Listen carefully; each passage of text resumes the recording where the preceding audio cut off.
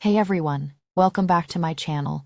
If you're new here, please hit that subscribe button and turn on notifications, because today I'm finally sharing something I've never told a single soul. My husband was so small, until I met him. I never expected this shocking discovery that turned my whole marriage upside down.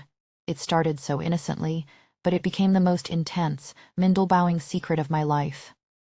I'm 32 now, a wife and mom who's been married to Mark for 8 long years. He's kind, steady, the sort of man who never forgets a school event or a grocery run. Everyone says he's a great father, and he is, but our intimate life. He was always so small, finishing so quickly that I'd lie there afterward staring at the ceiling, feeling this quiet ache settle deep inside me, unsatisfied, lonely, even with him right beside me, breathing softly in his sleep. I told myself this was just what marriage looked like after kids, that the fire dims, that wanting more made me selfish. So I smiled through family dinners, folded his shirts, and tried not to notice how empty I felt. Then my company brought in Jake as the new senior project manager.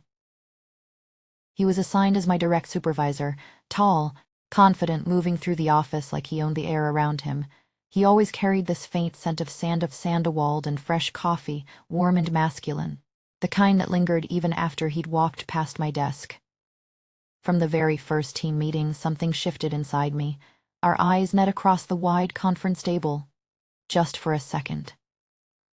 His gaze held mine a beat longer than it should have. My breath caught. Cheeks burning, telling myself it was nothing, just exhaustion. Just imagination. But it wasn't nothing. Every time we passed in the hallway, the space between us felt charged, like the air itself was thicker. He'd lean over my screen to point at a spreadsheet, his shoulders so close I could feel the warmth radiating through his shirt. I caught myself noticing the way his voice dropped when he explained deadlines. Low, steady, making my stomach flutter in a way I hadn't felt in years. I was ashamed of how much I started looking forward to those moments. Ashamed that at home, when Mark kissed my cheek goodnight, all I could think about was that faint trace of sandalwood still clinging to my coat from the office. I kept telling myself I was being ridiculous. I'm a married woman, a mother. Jake was my boss, off limits in every possible way. Yet the pull was there, quiet but constant, like gravity I couldn't fight. One afternoon he handed me a report, our fingers brushing for half a second. That tiny contact sent heat rushing up my arm straight to my chest. I pulled back too fast, mumbling thanks, heart hammering so loud I was sure he could hear it. He just smiled, that slow, knowing smile, and said my name like it tasted good on his tongue. That night I lay beside Mark, listening to his even breathing, and replayed that tiny touch over and over. My skin still remembered the warmth. The ache I'd been ignoring for so long stirred awake, restless and hungry. I turned away from my husband, curling into myself, whispering silently that this was wrong, that I should stop noticing. That nothing had even happened, but something had, because the next morning when Jake walked into the office, our eyes met again. And this time neither of us looked away right away. The air between us felt heavier, electric, like the moment before a storm breaks. I felt my pulse quicken, my breath shallow, and in that split second I knew. This secret was already beginning to unravel me. I started counting the hours until our late-night work sessions. The deadlines were brutal, but the way Jake pulled up a chair right beside me made the long hours feel necessary. Our shoulders would brush when we leaned over the same report, that accidental warmth seeping through my blouse like a promise I wasn't allowed to hear. His deep voice explaining strategy, low and steady, sent tiny flutters through my stomach, the kind that made me shift in my seat and pretend to focus on the numbers blurring on the screen. I told myself it was just the thrill of competence, of being seen for my ideas instead of just the wife who remembered soccer practice. But every evening when the office emptied and it was only us under the quiet hum of fluorescent lights, something in me woke up. I'd catch the faint trace of his sandalwood cologne mixing with the stale coffee in our mugs, and my breath would hitch without warning. He never pushed, never crossed any obvious line. Just existed so close that the space between us felt alive. Shar was still in the shop. Jake offered me a ride home, nothing more than professional courtesy. he said with that easy smile. I should have called a cab. Instead, I slid into the passenger seat of his car, the leather cool against my legs, rain drumming softly on the roof like it was trying to drown out my thoughts. The wipers swept back and forth as we drove through the wet streets, his hand moving to shift gears. And for one heartbeat, his fingers grazed my knee. That single brush of skin against fabric sent a spark straight through me, sharp and unexpected, heat blooming where it shouldn't. I froze, staring out the window at the blurred city lights, pretending it hadn't happened. But my pulse was racing, loud in my ears, and I could feel the ghost of that touch long after he'd pulled his hand back.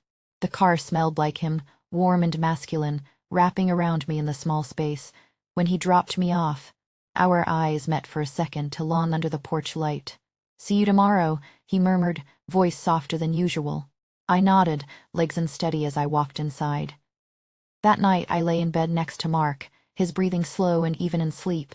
The house was quiet except for the distant patter of rain against the window. I stared at the ceiling, replaying that accidental graze on my knee over and over, the electricity still humming under my skin. My husband shifted slightly, his arm brushing mine innocently, but it felt different now, smaller somehow. Safer. I turned away from him, curling tighter into the sheets, shame burning hot in my chest. This was wrong. I was married. He was my boss.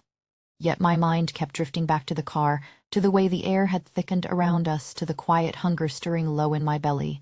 I kept whispering to myself in the dark. This is just a harmless crush. It doesn't mean anything. Mark is a good man, a good father. We've built a life. But then another voice, quieter and more insistent, would slip in. He hasn't looked at you like that in years. Hasn't made your breath catch or your skin remember a touch for hours afterward. Are you supposed to just keep pretending this emptiness is normal? The scent of Jake's cologne still clung faintly to my coat hanging by the door, triggering that same restless ache every time I passed it. I buried my face in the pillow, heart pounding with guilt and something sharper, something that felt dangerously like need. Days blurred into more of the same. Late evenings side by side, our knees almost touching under the desk. His laugh when a report finally made sense. Warm and low, vibrating through the quiet office and straight into my bones. I started wearing the blouse he once complimented without thinking, telling myself it was coincidence. But I knew, every brush of proximity, every shared glance that lingered, pulled me deeper into this secret storm I couldn't name out loud. The pull was getting stronger, the internal tug of war louder. Stop noticing, stop wanting. But how do you stop gravity when it's already dragging you closer? And then, one afternoon while we reviewed the final slides, his chair scooted just a fraction nearer. Our arms rested parallel on the table, inches apart, the heat from his skin radiating toward mine like an invitation the rules forbade us to accept. My fingers trembled slightly on the mouse. He didn't move away, neither did I. The air between us grew heavy, charged.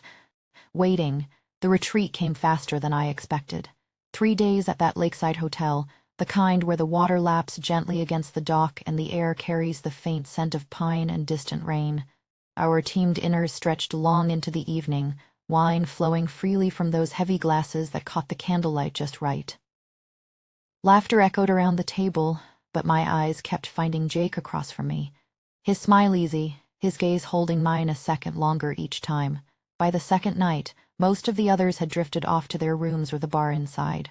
The cool breeze off the lake brushed my skin as I stepped onto the balcony, the wooden railing smooth under my palms. The water stretched dark and endless below, reflecting scattered lights from the hotel. A slow R&B song drifted up from the bar, its rhythm low and pulsing, wrapping around the night like a secret. I didn't hear him approach at first.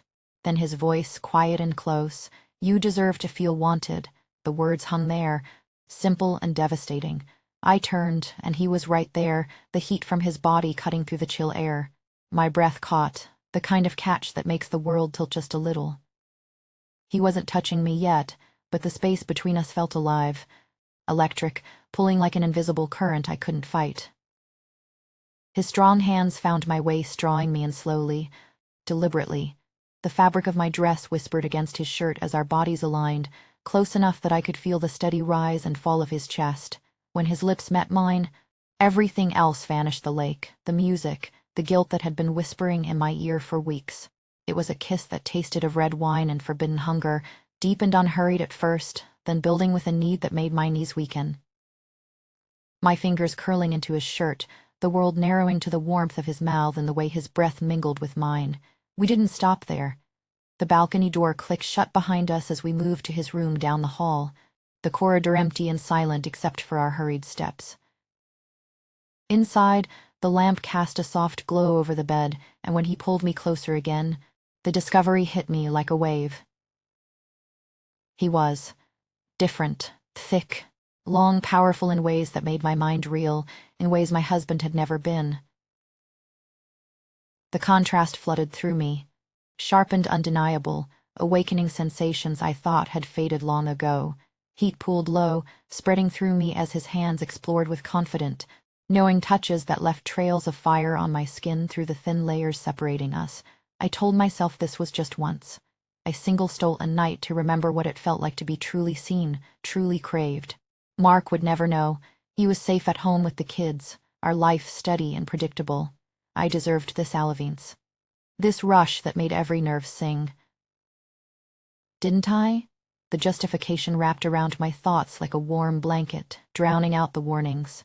Just this once to feel alive again. But once wasn't enough. After the retreat ended and we returned to the office, the secret pulled us back together. Stolen lunches in his car parked in the shadowed corner of the garage, windows fogging slightly as our breaths quickened in the confined space. The scent of his cologne mixed with the leather seats, and our hands would find each other, fingers intertwining with the urgency that spoke of everything we couldn't say aloud. Quick moments after hours in the empty office, the fluorescent lights dimmed, the hum of the building the only witness as we lingered in the supply room or behind his desk, bodies pressed close in the half-dark, the almost of it all more intoxicating than anything. Late-night texts lit up my phone when the house was quiet, his words simple but loaded, making my heart race even as I lay beside my sleeping husband. The way he made me feel desired, electric, awakened, became addictive, a craving I couldn't shake. Colors seemed brighter, my skin more sensitive to every brush of air. Every secret smile across the conference table carried the weight of what we'd done, what we kept doing. And with it came the growing awareness of his power, not just in those hidden moments, but over my days, my career. A word from him could shift my projects, my future. The way he looked at me now held a new intensity, possessive almost, and it thrilled me even as it unsettled something deep inside. How far could this pull me before the lines blurred completely? The hunger was there, undeniable, but so was the tremor of fear that this gravity might drag me under completely. One evening, as we lingered in his office long after everyone else had gone, his hand rested on my lower back, guiding me toward the door that led to the private lounge. His touch was firm, warm through my blouse, and I felt that familiar ache bloom again. But as I glanced at my phone, a message from Mark flashed on the screen asking when I'd be home. The words blurred slightly, my pulse thundering. Jake noticed, his eyes darkening with something unreadable. "Stay a little longer," he murmured, voice low against my ear, his breath warm and inviting. I hesitated, caught between the safety waiting at home and the storm raging right here. One evening my phone buzzed against the nightstand in Jake's apartment while the air still hummed with everything we weren't saying. I glanced at the screen and my stomach dropped. Mark. His name lit up like a warning I had ignored too many times. I reached for it too late. Jake's hands were already on my hips, pulling me closer the way he always did when the world outside tried to intrude. I muted the call mid-breath, my fingers shaking so hard I nearly dropped the phone. His grip tightened, and for one terrifying second I felt completely reduced to this secret thing he took when he wanted. Nothing more. Just a release for the man who signed my checks while my real life, my husband, my children waited in the dark at home. The sheets beneath me suddenly felt cold like ice against fevered skin. I closed my eyes, but the image wouldn't leave. Mark's voice still echoing in my head, asking if I was okay. I wasn't. Not anymore. The call ended unanswered, and silence crashed back in heavier than before. Jake didn't stop at first. He never did until he was ready. But when he finally pulled back and saw the tears already slipping down my cheeks, something in his face shifted. Not regret exactly, just the faint flicker of a man realizing the toy might break. I sat up slowly, my blouse still half undone, the fabric clinging where his warmth had been. My heart hammered so loud I was sure he could hear it. This wasn't passion anymore. This was me standing at the edge of everything I had built, watching it crack under the weight of what I had let happen. He was my boss. He controlled the air I breathed at work. And here in his bed I had let him control everything else too. The ache that once felt like fire now tasted like ash. I gathered my things without a word, the zipper of my skirt sounding too loud in the quiet room. He watched me go, his eyes dark, but he didn't try to stop me. Not really. That hurt more than anything. The next morning I walked into his office before the rest of the team arrived.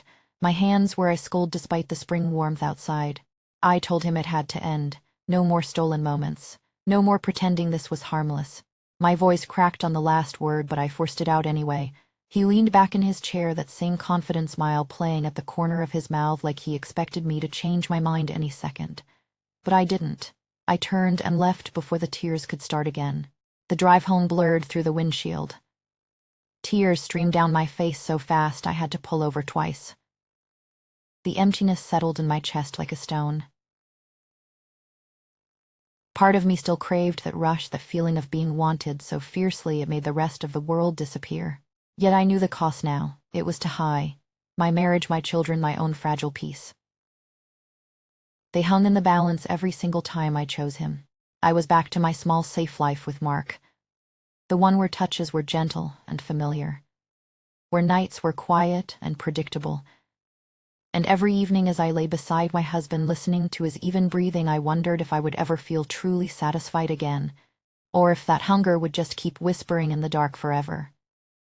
So tell me honestly in the comments, if you were in my shoes, would you have stopped or would you have kept going? Did I do the right thing letting go even when every part of me still ached for what I left behind? Drop a like if this confession hit you hard. Subscribe for more real-life stories like mine. And let me know if you want me to share what happened when my husband almost found out. Because that's a whole other level of chaos I'm still trying to forget.